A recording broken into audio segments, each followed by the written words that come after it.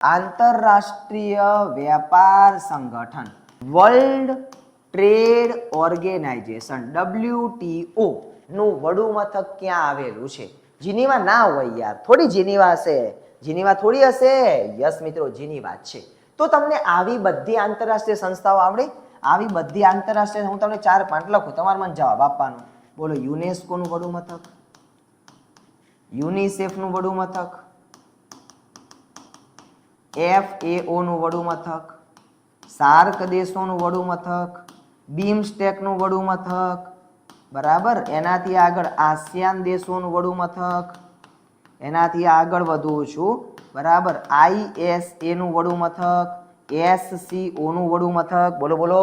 UNESCO નું વડુ મથક ફ્રાન્સનું Paris, ફ્રાન્સનું Paris. UNICEF નું વડુ મથક અમેરિકાનું ન્યુયોર્ક, અમેરિકાના ન્યુયોર્ક ખાતે.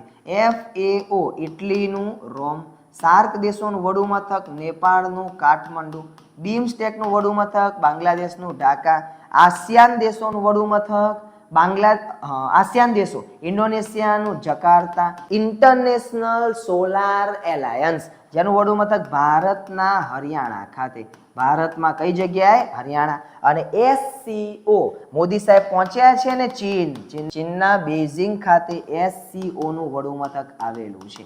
WMO કીધું હોત ને, WHO તો પણ જવાબ જીનીવા જ આવે. આવો કોઈ પણ પ્રશ્ન હોય, WTO, WMO, WHO, world health organisation, world meteorological organisation, world trade organisation, કોઈ પણ આવો પ્રશ્ન હોય, જવાબ જીનીવા.